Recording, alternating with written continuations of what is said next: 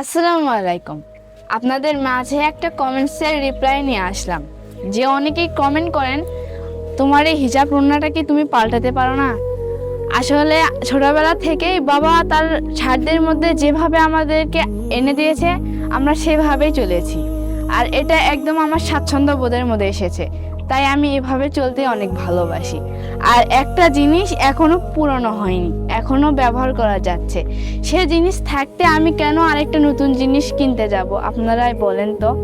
আর এটা তো পুরনো হয়নি, হচ্ছে প্রায় 1-1.5 বছরের মতো, কিন্তু আমার কাছে না এটা এখনো অনেক নতুন, কারণ এটা আমার বাবা এনে দিয়েছে। একটা জিনিসের প্রতি একটা মানুষের অনেক মহব্বত মায়া থাকে, ঠিক তেমনও আমারও আছে।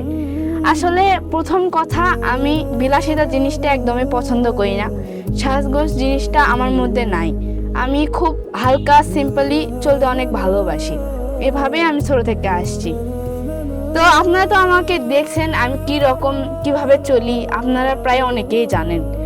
আর এভাবে যে কমেন্টস করছেন যে হিজাব ওড়নাটা পাল্টায়ও, একটার পর আরেকটা কিনবো, এভাবে তো প্রত্যেকটা ভিডিওর জন্য তাহলে প্রত্যেকটা দিনই একটা করে হিজাব ওড়না আমাকে কিনতে হবে, এভাবে তো কেনা সম্ভব না। আর এই হিজাব ওড়না দিয়ে শুধু যে আমি হিজাব মারি তাও কিন্তু না, আমি এটা দিয়ে ভিডিও করি, হিজাব হিসেবে মাথায় দিই, আবার ওড়না হিসেবেও মাথায় দিই, এভাবে আমার চলছে। তো আপনারা বলেন ঠিক আছে, এটা বলা স্বাভাবিক, কারণ একটা হিজাব ওড়না দিয়ে অনেকগুলো ভিডিওই আমি বানাইছি। এটা বলবে মানুষের দেখতে দেখতে হয়তো লাগছে যে অনেক পুরনো হয়ে গেছে, কিন্তু আসলে এরকম না। এই জিনিসটা কিন্তু এখনো নতুনের মতনই আছে আমার কাছে, কিন্তু এখনো এটা অনেক জ্ঞানী গুণীর জীবনী পড়ে দেখেছি, তারা তাদের জীবনে অনেক কিছু ত্যাগ করেছে। তাদের কাপড় ছিঁড়ে যাওয়া না পর্যন্ত তারা নতুন কাপড় কিনতো না। আসলে কাপড় ব্যবহার এভাবেই করতে হয় যে একটা জিনিস শেষ বিদায় না নেওয়া পর্যন্ত নতুন কিছু ঘরে আনতে হয় না। ঠিক সেই রকমই আমিও সেভাবেই ব্যবহার করছি। আসলে হতে পারে আপনারা কোনো বড়লোক ঘরের আদরি বাবার দুলালি, এই আপনাদের একটা থাকতে আরেকটা আনেন, এরকম করে হয়তো আপনারা রূপেশ। তো সেই রকম আপনার মন মানসিকতা নিয়ে হয়তো আপনি আমাকে বলছেন যে তুমিও ঠিক এরকম করেই চলো। আসলে আমি ওভাবে কোনোদিনই চলতে পারবো না, আমি এভাবে বড় হয়েছি, আর এটাই আমাকে অনেক ভালো লাগে। তো সংসারের প্রত্যেকটা বাবাই কিন্তু তার স্ত্রী সন্তানদের জন্যই ইনকাম করে, খাটে, কষ্ট করে। তারা কিন্তু তাদের সবাইকে অনেক কিছুই দিতে চায়, কিন্তু আমরা তো সন্তান, আমাদের একটা চাহিদা থাকে। হয়তো অনেক সন্তানরাই বাবা মার উপর জেদ করে থাকে যে আমাকে এটা কিনে দিতে হবে, আমাকে এটা দিতে হবে, এটা না দিলে তোমাদের সঙ্গে আমার কোনো কথা নাই। আমি কিন্তু ওইরকম জেদ করতে পারি না তাদের সঙ্গে, কারণ আমি এই ছোটবেলা থেকে এই পরিবারে অনেক কিছু দেখেছি, তারা এই জীবনে অনেক কিছু ত্যাগ করেছে। দেখেন আমার আম্মু এখানে বসে আছে, আমার আম্মুও কিন্তু ঠিক তেমনই। আম্মু যখন তার বাবার বাসায় ছিল, তার বাবা কিন্তু তাকে অনেক দিত, একটা কাপড় থাকতে আরেকটা দিত, কিন্তু আমার আম্মু আব্বু সংসারে আসে একটা কাপড়কে অনেকবার সেলাই করে পরে।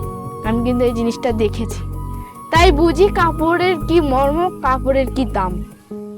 তো যাদের থাকতে আনে তারা তো বুঝবে না, কিন্তু যাদের শেষ হয়ে যাওয়ার পরেও আসে না তারা বুঝবে কি জিনিস। তো গাইস, আপনারা সবাই দোয়া করবেন যেন জীবনে চলার পথে সবকিছু একদম হিসেব করে চলতে পারি, যেন প্রত্যেকটা পদক্ষেপ জীবনে আমার ভালো বয়ে নিয়ে আসতে পারে। আর আপনারা সবসময় পাশে থাকেন। আর আপনারা কে কি কমেন্টস করেন, কে গুড কমেন্টস করলে তো অবশ্যই সবারই ভালো লাগে, মন ভালো লাগে যে এই মানুষটা আমাকে ভালোবাসে বিদায় সে আমাকে কমেন্টস করছে, বলছে, সম্বোধন করছে।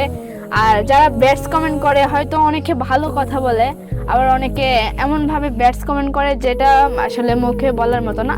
তো এরকম করবে, কারণ আমাদের সমাজে সবাই ভালো মানুষ না, ব্যাটসম্যানও আছে। তো এইভাবেই মিলেমিশে সবাই মিলে থাকি, কারো মতের বিরুদ্ধে কারো যায় ঝগড়া লাগার দরকার নাই। এভাবে সবাই ভালো থাকুন, সবাই সবার জন্য দোয়া করবেন যেন এই পৃথিবীতে সবাই অনেক সুখী হয় আর স্বাচ্ছন্দ্যভাবে জীবনযাপন করতে পারে। এই দোয়াই আপনাদের কাছে থাকলো। সবাই ভালো থাকবেন। আল্লাহ হাফেজ।